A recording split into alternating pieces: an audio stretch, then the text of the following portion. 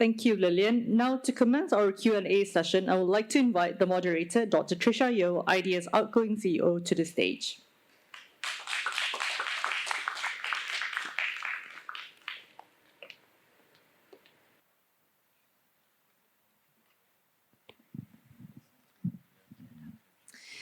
Well, good afternoon, good evening to all of you, ladies and gentlemen, who have stayed on a Saturday. Thank you for spending your entire day with us at Ideas.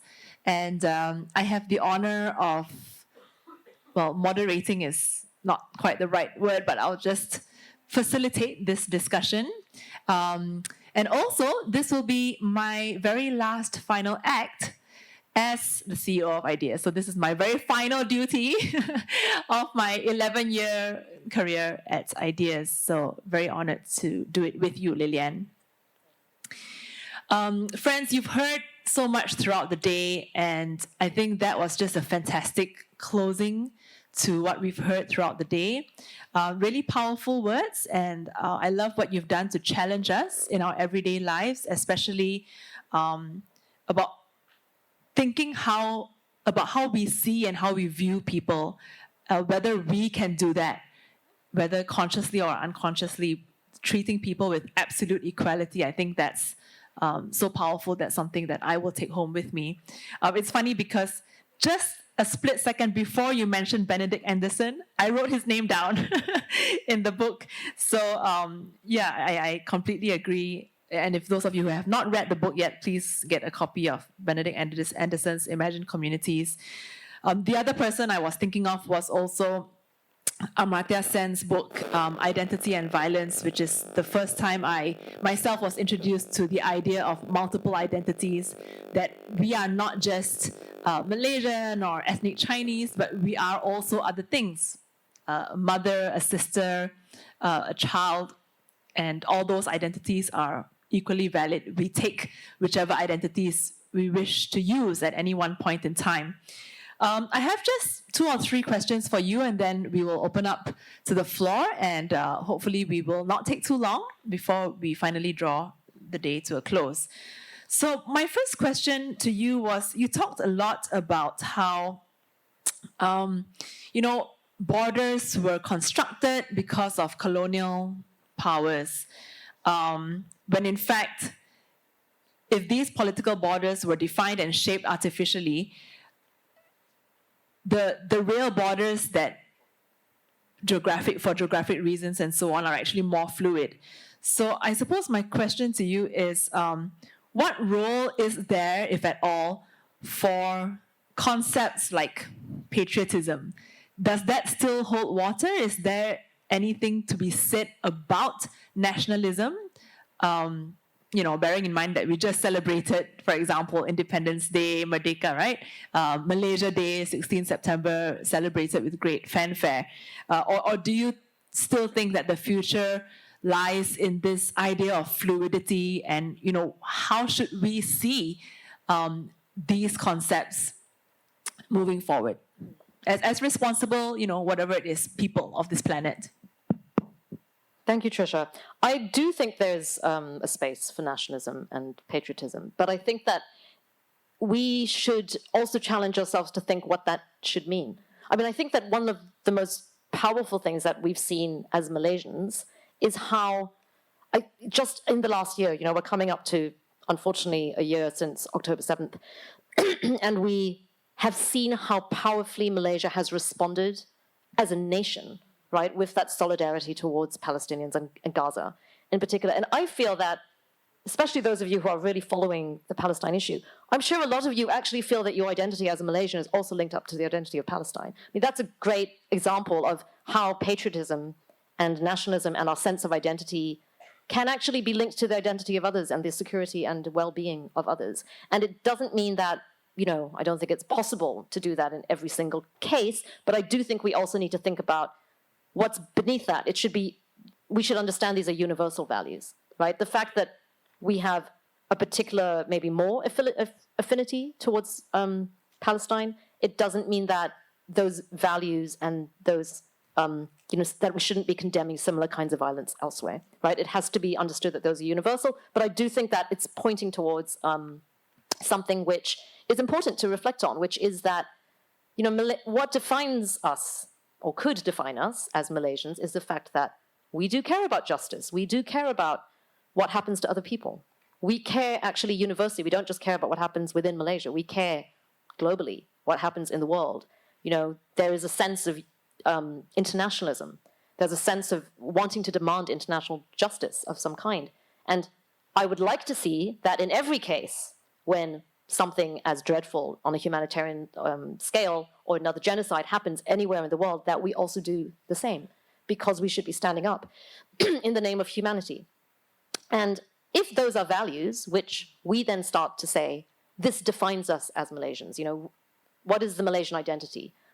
And I think there have been many countries who've gone through that. I mean, Germany, right after the Holocaust, has gone through the same thing. And much of Europe, because Europe faced World War II, really had to reckon with who they were, right? What does it mean to have gone through this kind of violence? And I think that sometimes, for Malaysia, actually, we should be looking at that history as well. And sometimes it's a bit difficult for us because it's a bit challenging in this, context where we're very critical of Zionism. But I think that, again, the historical view, where did this all come from, right? What actually was the root of this? And actually recognizing that violence hasn't happened to one group, it's happened to many, many, many groups in history, right? And therefore, then trying to understand, are we critical only because it's Palestine, or are we critical because it's genocide? What are we actually critical of, right? And how does that define us as Malaysians? Why do we as Malaysians care about this so much? And then getting to the root of that, linking that with other values. Is it because we know we live in a diverse society and maybe we have something to share? The fact that pluralism is possible, the fact that tolerance and coexistence with extremely different communities is possible. Is that the value we have as Malaysians, that we know it's possible and we'd like to share it? Or is it that, it could go the other way as well, right? So I feel that it is very important for us to nurture that sense of nationalism and patriotism. But I think what's equally important is doing it in a critical way, where we're really challenging ourselves to ask those deeper questions. What do we actually see as our national values? What do we hold up as our national values? How are we evolving, right? And the young people, a lot of you really have the power of shaping that narrative now because of social media, right? And so much of the communication now, it's much, much faster than it was, when I was in my 20s, right? We were just starting email and all that. But now, news spreads so quickly, narratives spread so quickly. You're able to influence thinking very quickly. So think about how you use that. Think about pushing those questions further, being more critical. And I have seen, I think there's still been issues, obviously, and, I think that we can ask politically about some of the discussions that have been happening on Gaza. But I have to say that I've seen more Malaysians, especially young Malaysians, being much more critical than I had actually expected, right? Even actually to the point where I've seen that shift. I think maybe if it was 10 years ago, I don't think so many young people would even have been really understanding these subtleties of, the difference between Judaism and Zionism, and even reading that history. Now I think people are challenging themselves to read that history. So it's actually, there's still more work that needs to be done on that, but I feel that it is moving in that direction, that young people are challenging themselves. Young people want to know the histories. Young people are being more critical, and I would just keep encouraging us to keep moving in that direction. Yeah, and I think that's really a great way to think about it, because I think some detractors, perhaps in response to your speech, would say, are you then asking us to throw away the things that actually very strongly define us? And what you're saying is no, but question it, right? Like, where does that come from? Or what are the values that underpin those labels? So just a follow-up question to that. How can labels, I suppose, could they still be important in some way? And then maybe link that to the final question before I open it up to the floor. You mentioned quite a few times in your speech that the possibility of Malaysians freeing ourselves from the institutional definitions that could potentially harm us. Could you unpack that a little bit more? Like, what are these institutional definitions that you refer to? Absolutely. Yes, those are definitely linked questions, Tricia. So I think that labels, at some point we all have to use labels. But I think the danger is in really assuming that a label is absolute, right? Like really thinking that the label is absolute and it defines you and it's fixed. And, you can't get away from that. And it really pains me when, most of my staff are Rohingya, for example. And, I see them as individuals with great talent, with great skills who I'm training. And, some of them literally have never been to a proper school in their life and yet can write perfect English, perfect grammar, less spelling mistakes than some of the others in my team who have gone to a proper school. So it's really impressive when I see that. And I think, wow, what an incredible young woman that, somebody who has never actually been to a proper school, but she's driven herself so much, right? And that's what I want to recognize about her. It's the fact that she's this incredible young woman who has so much potential, what a bright, intelligent young woman. But then the minute you sometimes talk to others or they get spoken to in a way that they've got this label, oh, I'm Rohingya, therefore it means XXX. It means all these different things. It means, I don't even want to mention it because there's so much xenophobia against the Rohingya community. And instead of, it's very painful, right, for that to happen. And it happens to Malaysians. It happens to us all the time. I mean, even with me, like I have a very mixed background, which is another reason I find ethnic, labels so problematic. But, I'm very proud of my mixed roots. But at the same time, when people just keep trying to define you and put you in a box, it's actually quite irritating, And again, I think the other day we were in, where was it? In Koben, which is a coalition of Burmese ethnics in Malaysia. And there was a workshop going on, an advocacy workshop. And I was really tickled because they had a great ice-breaking exercise that happened there, which was basically that everyone had to stand up and talk about the origins of our name.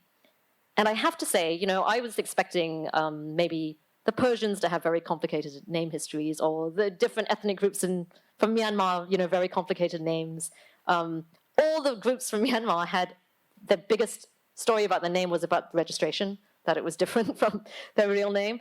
But all the Malaysians, especially the Malaysian Chinese, we had the most complicated names, the really, really complicated. And I think it kind of shocked some of our refugee friends because it was like, wow. Complicated in the definitions or background? Complicated in how the names were chosen, the fact that, this dialect, that dialect, and, how many strokes in the Chinese character and the birth chart and all these different things, and I think they were actually really shocked and they were thinking, nobody ever thought that, and also the diversity, even within those of us who call ourselves, oh, we have some Chinese Malaysian heritage, very different, right? Extremely diverse.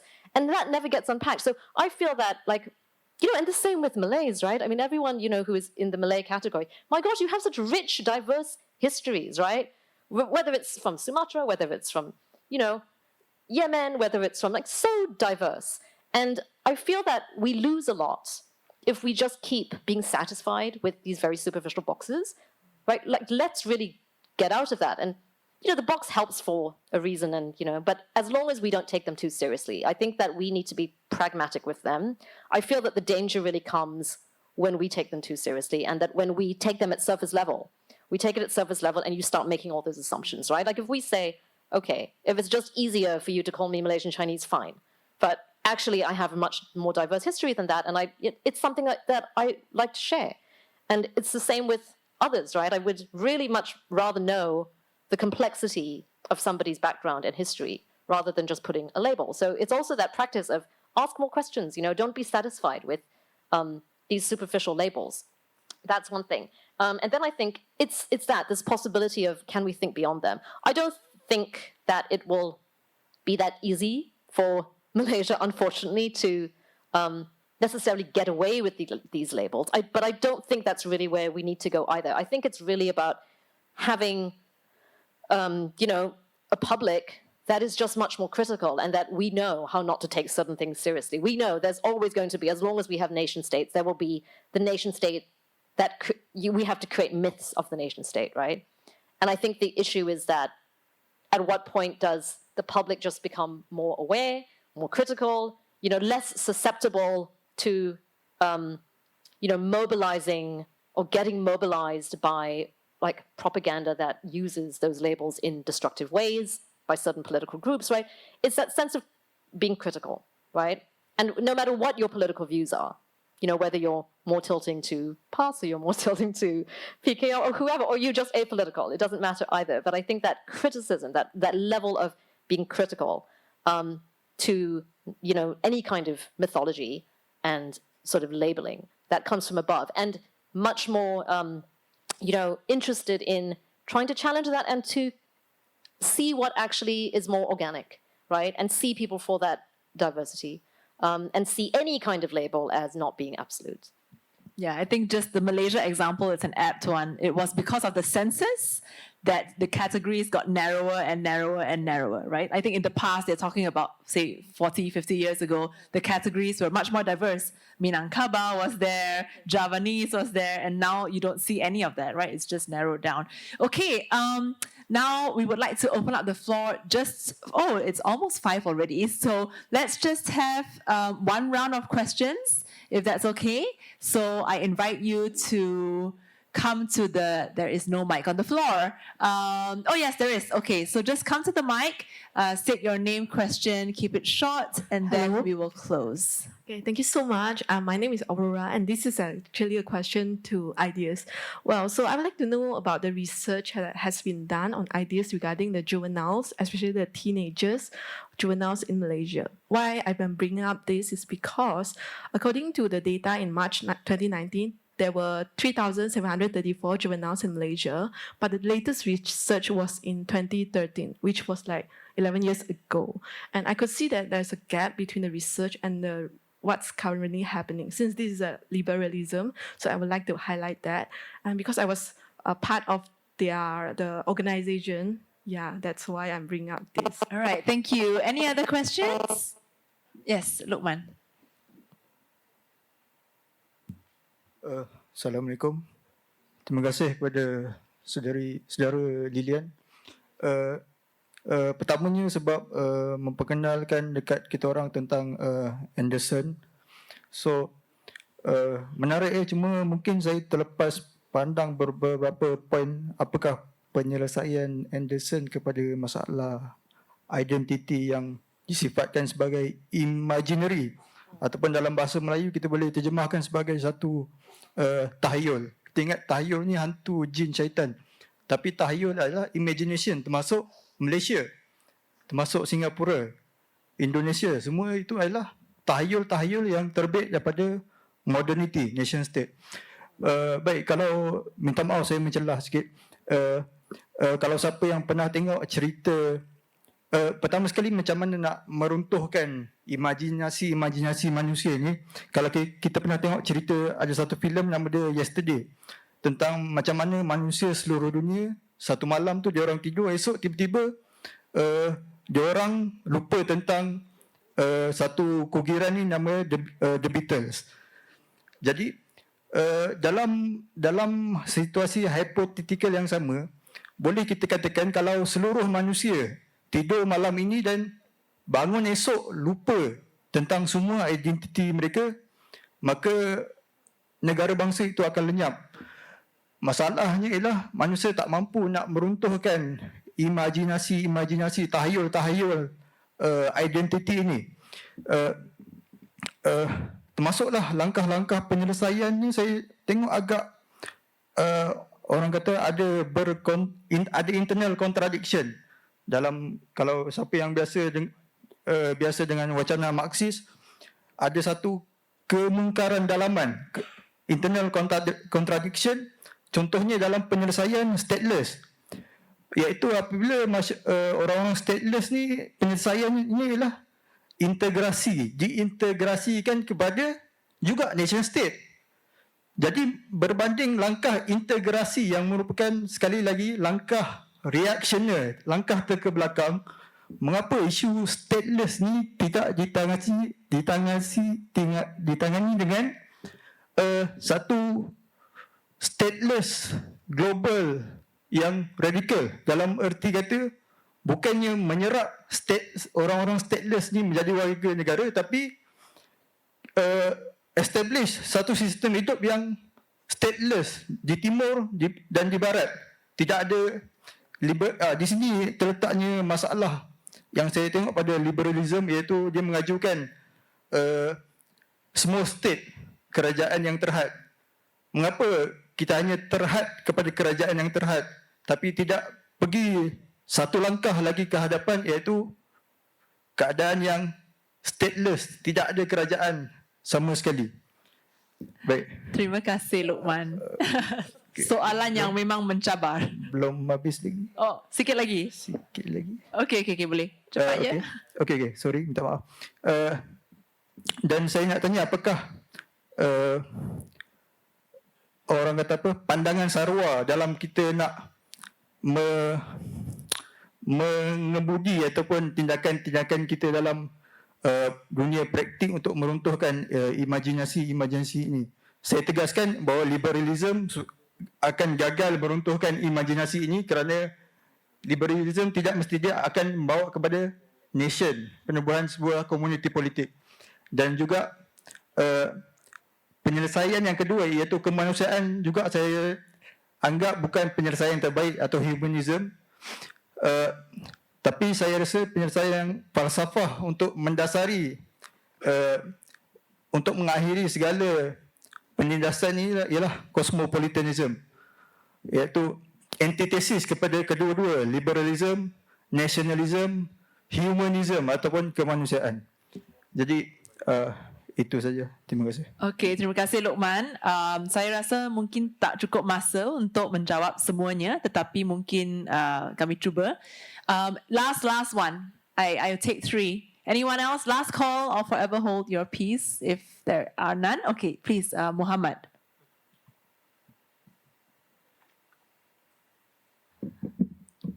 Good evening. I don't have a lot of questions. Just want to let you know also about the Rohingya. Could you speak louder, Muhammad, so everyone can hear you? Thank About you. Rohingya. Yes. So Rohingya is a people, so a mixture of different diversities, including Indo-Chinese, Arabs, Moro, Pathans, Turks, and many, including Malays. So now today, colonialism put them in a side, becoming stateless today. So what types of a strategy should take to recognize them as a citizen of the world? So how can we decolonialize the racism and nationalism? That's my question. Thank you, sir. All right, thank you. Very big questions. If we know the answer to that, we might solve some of the world's problems. But the first question I think I'll take, it's a question targeted at ideas on research.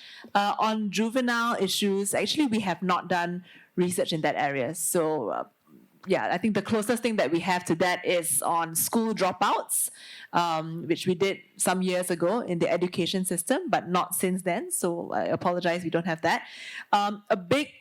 Two big questions from the second and third persons. The second one is, what's the solution to the problems presented by Anderson on the Imagine community? He proposes the possibility of a big state, non-state state. And of course, the last one, how do we decolonize racism? Okay, Lilianne, over to you.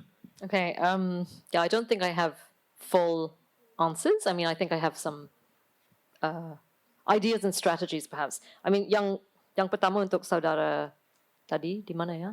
Luqman, saudara Luqman. Saya juga tidak yakin kita boleh meruntuhkan imajinasi yang dulu. Okay? Tetapi mungkin itu bukan objektifnya, right? Untuk meruntuhkan. Yang lebih penting adalah untuk menimbulkan satu prinsip atau semangat untuk mengkritik. That is, I think, the most important thing for me. Mungkin tidak akan ada satu model politik yang sempurna. Walaupun filsafat politik yang tidak bermasalah, right? Apakah itu liberalism ataupun humanism, even cosmopolitanism, mungkin ada kelebihannya, tapi sangat pasti akan ada kelemahan dan akan menimbulkan masalah politik dan kuasa juga, because it's human beings, right? Manusia memang adalah political animal. So I don't believe there's any form of political philosophy or political entity form which will not be problematic. There will always be problems, right? That is my belief. And Lily menceritakan seperti ini kerana Lily sudah bekerja di bawah, although I'm Malaysian, dalam misi di luar negeri. Sudah sangat lama Lily bertugas di bawah pentadbiran bermacam-macam. Right, in Myanmar. I lived in Myanmar for many years. And I worked there. I saw the kind of system that people had to live under. Dulu Lily tinggal di Aceh juga. Right, in Aceh before the peace agreement. Di sana juga, conflict, huge transition of democracy, Sharia law, all these things. But very dynamic. Sampai hari ini saya tak pernah nampak ada satu sistem yang sempurna or even satu philosophy yang tidak bermasalah. Because cosmopolitanism, for example, memang ada banyak kelebihan, tetapi mungkin masih ada seperti obligasi untuk kita menampilkan satu identity, right? Cultural identity. I think in today's age, ramai orang yang mungkin tidak begitu tertarik dengan ethnic identity atau racial identity. And it's not to say that it's not important, but I think people should have a choice, right? As Tricia was saying. I mean, for me, my identity from the work that I do, and my relationship with my mother, my relationship with the people I help, that is so much more important to me than anything to do with ethnicity. Or even, I mean, I love my citizenship. I'm very proud Malaysian, but if you really ask me what I feel defines me, it's not my passport or my cultural background, right? Untuk cosmopolitanism, I mean, if I understand it correctly, mungkin akan ada pressure untuk menampilkan cultural identity yang juga akan akhirnya menjadi terhad, right? Akan ada batasnya. That's one issue. So for me, I think what's more important is the sikap untuk kita semua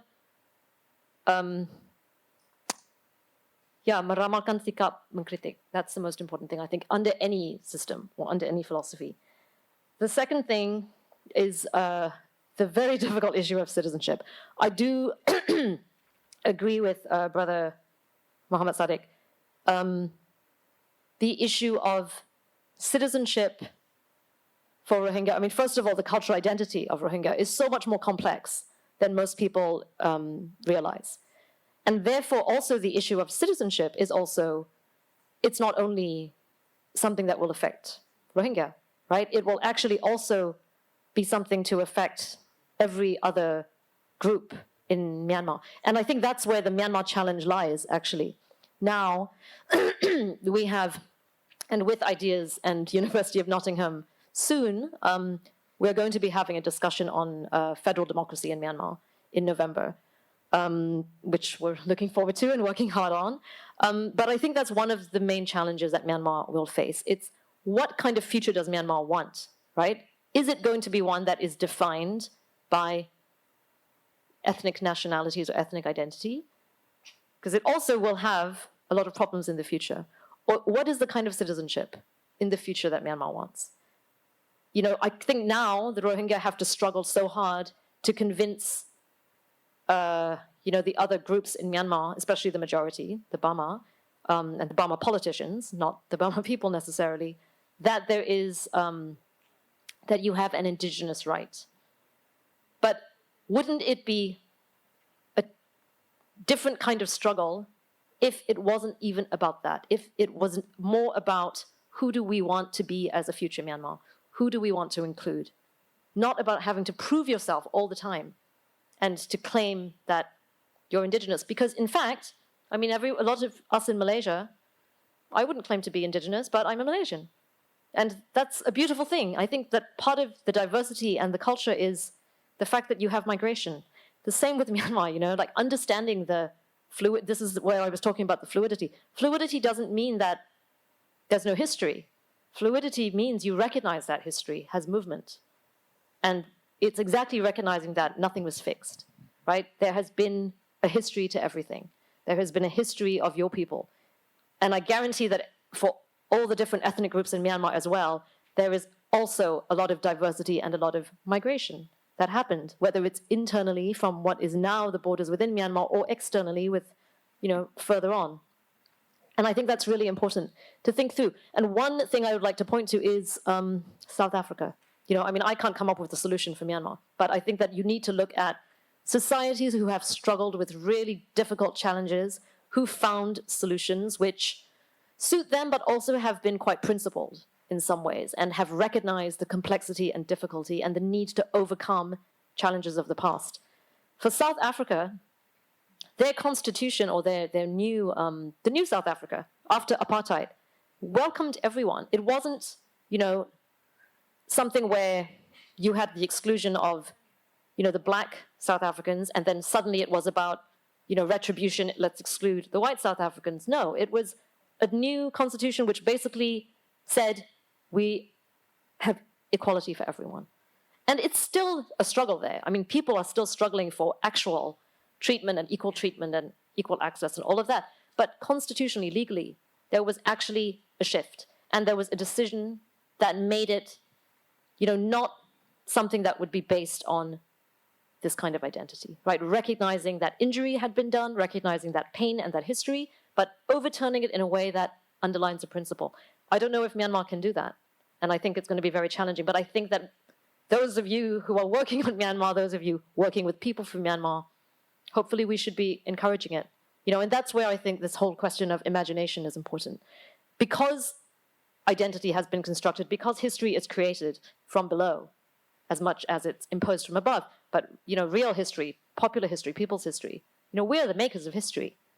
And I think as long as we realize that we make history, we make social movements, we can define identity, we can define the future.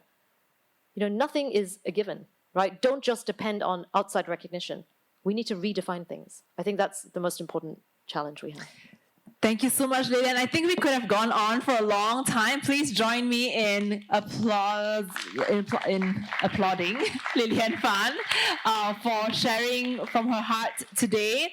I think she's given us so much food for thought along the themes of identity, belonging, citizenship, inclusion, exclusion, the fact that citizenship as determined by nation states include falsely or not falsely. I think these are things that we need to challenge ourselves on. And perhaps the next time you meet someone new, don't just ask them in your head with the intention of ticking a box, perhaps, where you're from, what ethnicity you are, but ask deeper questions about what they do, what represents meaning to them, and perhaps we can slowly get out of this ticking boxes exercise.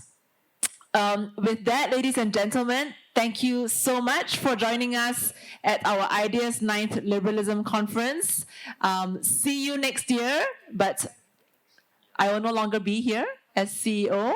I again would like to thank my team members, Ideas, Lilianne, as I pass the torch now to Ira. I pass the time back to the MC, and thank you, friends. See you around.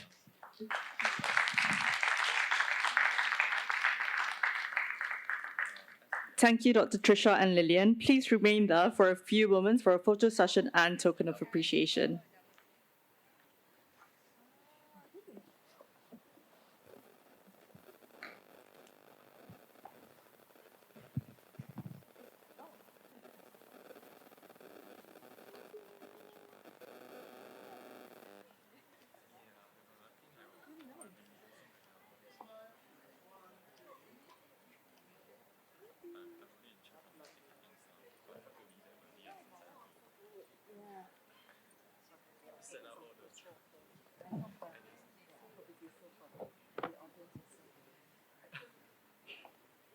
Now, we would like to invite IDEA's Acting CEO, Ira Azhari, for the closing remarks.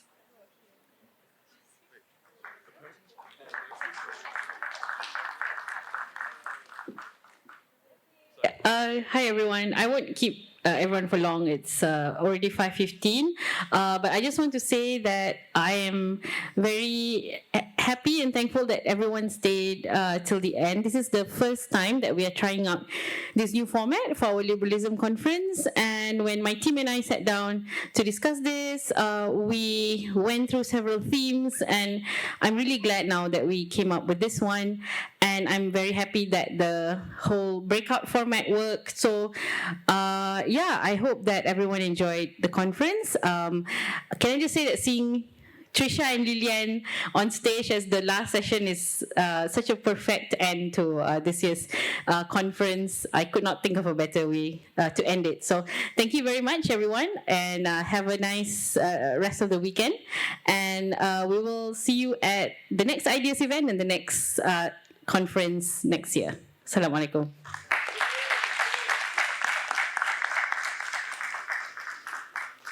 Thank you, Ira. Ladies and gentlemen, I know we're eager to leave, but just then, on behalf of Ideas Malaysia, we would like to express our sincere appreciation and heartfelt gratitude to all our contributors and participants in making today's event a success. Before parting ways, Ideas Malaysia would like to extend our sincere appreciation to the Frederick Norman Foundation for Freedom and our co-host, the Asian School of Business, for their support of today's Liberalism Conference and Ideas.